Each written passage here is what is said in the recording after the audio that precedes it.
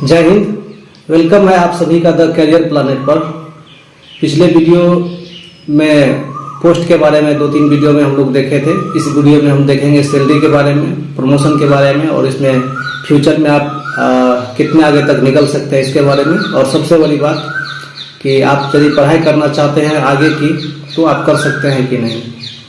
तो सबसे पहले हम सैलरी की बात करते हैं। और एक चीज़ और रहा, इसमें टीए भी मिलता है या टीए नहीं मिलता है, इसके बारे में भी हम आपको बताने की कोशिश करते हैं। सबसे पहले हम सैलरी के बारे में बात करते हैं। तो सैलरी ग्रुप डी का जो है 4th ग्रेड का ऑल इंडिया में आप किसी भी स्टेट में काम करते हो या चाहे सेंट्रल गवर्नमेंट का काम करते हो, आपको 1800 बेसिक मिलता है, मतलब 18,000 रुपया इसका बेसिक आपको बन जाएगा।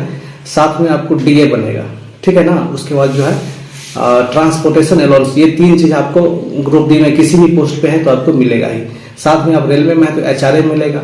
ये डिपेंड करता है कि आपका जहां पोस्टिंग हुआ है वहां पर यदि अधिक से अधिक क्वार्टर खाली है तो वहां आपको जो है एचआरए नहीं मिलेगा। जैसे कि 18,000 रुपया बेसिक हो गया और 7500 रुपया जो है आपको टीए हो गया, और 1200 रुपया से 1500 रुपया आपको 3rd क्लास सिटी में भी है तो आपको मिल जाएगा। तो इन तीनों को जोड़ दीजिए। एचआरए कहीं कहीं आपको नहीं मिलता है, जैसे कि जहाँ पे मैं हूँ वहाँ पे आपको एचआरए देखने को नहीं मिलेगा। यहाँ पे इतने ज्यादा क्वार्टर है कि एक क्वार्टर में अपना पैर रखिएगा, दूसरे क्वार्टर में अपना हाथ, तीसरे क्वार्टर में ये हाथ, चौथे क्वार्टर में अपना नाक, तो भी आपको क्वार्टर यहाँ पे कमी नहीं होगा, ठीक है ना। तो यहाँ पे आपको सरकार जो है एचआरए नहीं ही के बराबर देते, क्योंकि वह क्वार्टर आपको है ही। दूसरी बात, मैक्सिमम लोग यहाँ पर लोकली होते हैं, तो जो अपने घर में ही रह लेते उसको क्वार्टर का कोई जरूरत ही नहीं होता है। तो तीनों को जब आप मिलाएंगे तो आपको तकरीबन 27,000 रुपया के आसपास मिलता है, ठीक है, बनता है। और आपको जो है 3,000 मतलब 2700 रुपया आपको कटेंगे एनपीएस में। तो 27,000 में से आपको 2700 घटा दीजिए तो फिर आपको वही 24,000 के आसपास जो है आपके पास इन हैंड बनेगा। इन हैंड में 24,000 में से 5,000 खाइएगा। कितना भी कंजूस होंगे तो नौकरी होने के बाद तो खेवे कीजिएगा, फिर देख लीजिए घटा के आपके पास कितना बचता है। अब आगे की बात हम कर रहे हैं। टीए सबसे बड़ी बात होती है कि टीए यदि बन जाता है 10 दिन का भी या 15 दिन का भी, जैसे असिस्टेंट वर्क में क्या है कि 15 दिन का आप टीए क्लेम कर सकते हैं। तो टीए के बारे में जो अभी हंगामा है तो आपको वैसे समझ में नहीं आएगा, क्योंकि 99% जो यूट्यूबर है चाहे तो उनको पता नहीं है या पता भी है तो पुराना बात पता है, नया बात पता नहीं है। तो नया बात क्या है सुनिए।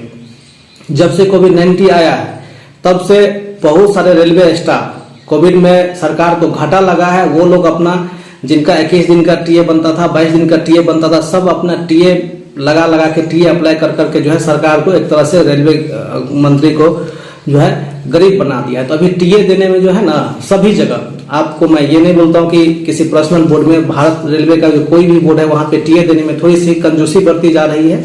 और ऊपर से ही आदेश दिया गया है कि जितना कम से कम में हो सके उतना में आप काम करवाइए, जितना कम से कम अलाउंस देना पड़े उतना में काम करवाइए। तो टीए जो लोग असिस्टेंट मशीन, ट्रैक मशीन वगैरह पर उनको तो जाना पड़ता है, लेकिन जो लोग जैसे कि हम जैसे लोग क्वार्टर मेंटेनेंस के लिए अगल बगल में ही काम दे दिया जाता है, तो हम लोग को जो बाहर जाएंगे उसको तो टीए मिलेगा, और वो भी आपको सेम उसी मंथ में नहीं मिलेगा, आपको नेक्स्ट मंथ में जो है टीए जोड़ के दे दिया जाएगा जब आप क्लेम करेंगे उसके नेक्स्ट मंथ, ठीक है।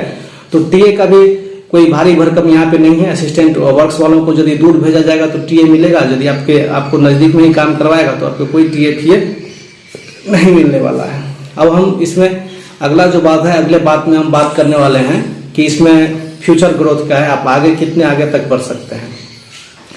तो यदि आप 25 वर्ष के एज में ज्वाइन किए हैं तो मुझे लगता है कि जब आप रिटायर होते जाएंगे तो आप एमसीएम तक पहुंचेंगे, ठीक है। एमसीएम जिसको हम सीनियर टेक्नीशियन भी बोलते हैं, वो जेई के लेवल 6 में चल जाता है। 42 ग्रेड पे जाते आप जो है रिटायर कर जाएंगे। उससे आगे इससे नहीं बढ़ सकते, असिस्टेंट वर्क से नहीं बढ़ सकते हैं, ठीक है। वो भी बिना प्रमोशन का, ठीक है। प्रमोशन होते हुए 5 साल 7 साल में एक प्रमोशन हो जाएगा, 4 से 5 प्रमोशन होते होते आपका जो है एज एक्सपायर हो जाएगा, उसके बाद आप रिटायरमेंट ही हो जाएंगे, ठीक है। तो बहुत आगे नहीं निकल सकते, लेकिन आगे निकलने के लिए आपको जो है जीडीसी का एग्जाम जो है दिया जाता है। 2 एग्जाम होते हैं, एलडीसी और जीडीसी। तो एलडीसी एग्जाम में आप नहीं होंगे। इंजीनियरिंग विभाग का जितना भी लड़का है, ठीक है ना, उसको एलडीसी के एग्जाम में नहीं अप्लाई करने दिया जाता है, ठीक है। ट्रैकमैन जो कि ग्रुप डी में सबसे ज्यादा हार्ड काम करते हैं उसको भी जो है इस चीज से वंचित रखा जाता है एलडीसी के एग्जाम से। तो असिस्टेंट वर्क वाला भी इंजीनियरिंग में है तो उसको भी रखा जाता है। आप जीडीसी के थ्रू जो आगे बढ़ सकते हैं, लेकिन जेई वगैरह नहीं बन सकते। लेवल 1 से लेवल 5 या 6 में आप मैक्सिमम खोल सकते हैं, ठीक है। तो यही सारी बातें थी जहाँ पे मैंने डिस्कशन करा सारी चीज़ों को, और मुझे नहीं लगता है कि कुछ चीज़ें यहाँ पे रही होगी, क्योंकि जो भी सच्चाई है सच्चाई से रूबरू आप हो ही गए होंगे। और बहुत ही जल्द मिलते हैं एक नेक्स्ट एपिसोड के साथ, तब तक के लिए जय हिंद जय भारत।